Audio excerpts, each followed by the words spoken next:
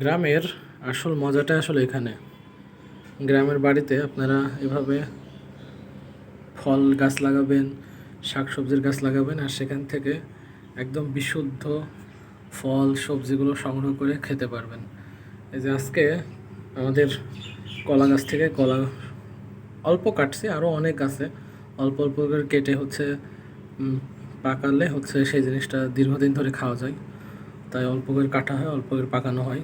আরও অনেক বড় কলার কান আছে, গাঁথি আছে আসলে।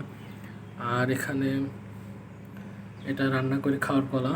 আর এই যে গাছের আম, মাশাল্লাহ একদম প্রাকৃতিক, কোনো ধরনের কীটনাশক দেওয়া নাই, কোনো ভেজাল নাই, বিশুদ্ধ আল্লাহর দেওয়া একেবারে পিওর নিয়ামতগুলো।